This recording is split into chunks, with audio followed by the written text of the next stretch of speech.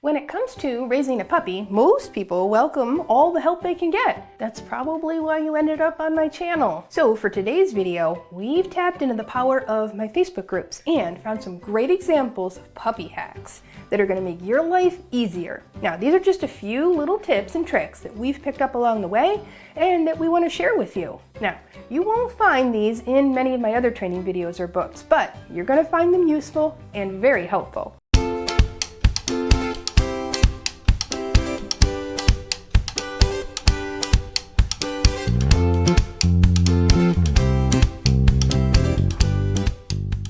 First up, saving bags for shredding. If you've been following me on Instagram, surely you've seen all the awesome videos on enrichment. And shredding is one of those activities that most dogs rank pretty high. So let's get creative with that paper.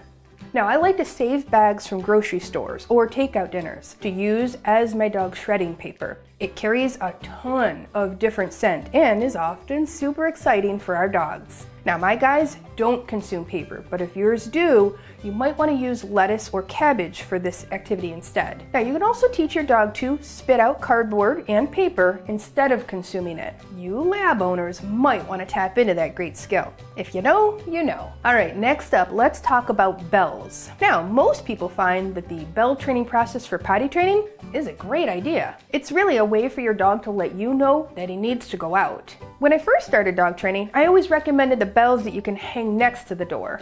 But there's a new and different option available now, and you might want to choose between a courtesy desk bell or even those nifty wireless push button doorbells you can get online. With careful observation, you're going to probably determine if your dog uses his nose or his paw more for problem solving. And based on which it is, that's going to help you determine what bell to use. Now, the wireless doorbells are pretty great because they come with two receivers that will play tones that you select. So you can have them in different parts of the house to be sure not to miss a signal. And one more extra hack on this topic, if you want to use the hanging bells but you don't have a convenient place to hang them, use a nifty standalone toilet paper roll holder. All right, my next hack contains more options for good shredding. So those paper towel and toilet paper rolls make good shredding material too. I like to roll up the kibble or treats in paper and then thread it through the tube. It adds a little bit of complexity and it layers the enrichment activity on kind of like an onion. Now, my teammate Allison goes even further and wraps the whole thing in a blanket for Lincoln to uncover. The tubes also make great fillers in busy boxes because they're easy to move around. And if you really want to go to that next level, store the tubes in the dog food or the treat bag. They're going to soak up some amazing scent that makes the whole thing a new experience and different to your dog. Now, you can even put them in the freezer. These slight texture or olfactory changes make these items new and different to your dog. All right, I really like this next hack. I bet your dog's going to love it too. Surely you've heard of my recommendations of chew toys like nylabones or benebones. Now, these are good options for dogs who are teething or who just like to chew. But some puppy owners tell me that their dog just isn't interested. Okay, let's try a few more things to entice them. Now, another team member, KD, likes to soak her nylabones in pet-safe bone broth. This adds scent and taste and even some new textures. This often helps the dog engage with it for a little longer and it becomes a little more interesting. And you could also store it in the food bag or the treat bag. All right, another hack. Once you open a container of bone broth, if you have some extra and you aren't sure what to do with it, grab a silicone candy mold or an ice cube tray. Pour the pet-safe bone broth without onion or garlic in it in the little molds and put it in your freezer. And your pup might enjoy chewing on it in the frozen state. Or if it's just easy for you to pull out some portions at a time to add to his Kong or his licky mat, that works too. This works for canned dog food too, which might go bad if you don't go through it fast enough. That's an especially good tip for those of you with small dogs who can't consume too much food at a time. All right, so we've talked about some good enrichment hacks, but let's talk dirt. I'm talking dirty paws that come in from muddy potty breaks. Now, I've taught my dogs to offer up their feet to me to wipe down, but maybe your pup doesn't love to have their feet touched.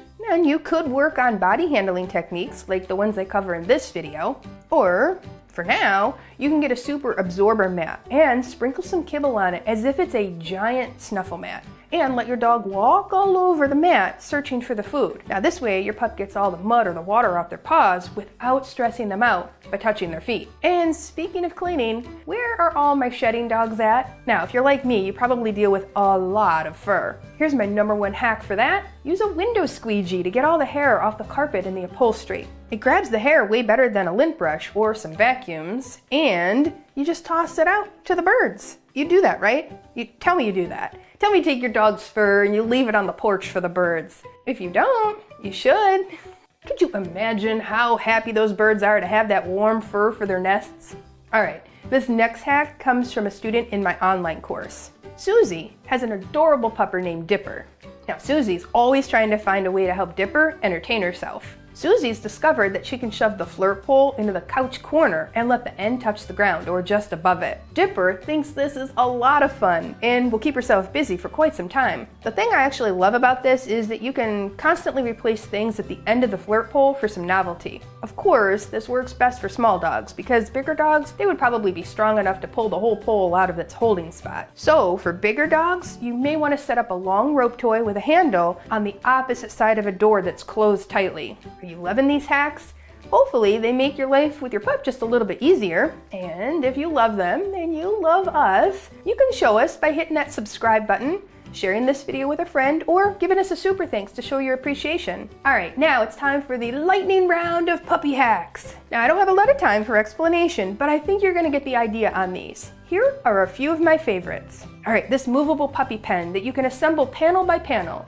It's easy to put up when you need to temporarily block off something to keep your pup safe. Freeze carrots for teething. Great for sore gums and nutritious too. This licky mat with suction cups stuck to the door provides a positive distraction if you need to wipe your pup's feet. Use old towels or clothes for tug toys. Even better if you can tie some knots in them to help your pup grip. Durable fabrics like denim were great for this. Empty water bottles make great fun, noisy toys. Now, your ears may not love this one as much, but your dogs will. All right, so be sure to remove the cap though, because that could become a choking hazard. Or get a sturdy plastic bottle like a Parmesan cheese container or a vitamin water bottle. Now, they're gonna be a little bit thicker than the plastic water bottles and less likely to break with the pressure. Dogs love the sound they make too. All right, the next one, I love a raised cot as a bed. So I prefer it to a bed on the floor when teaching the go to your place cue because the raised nature of it really requires your dog to step up onto it,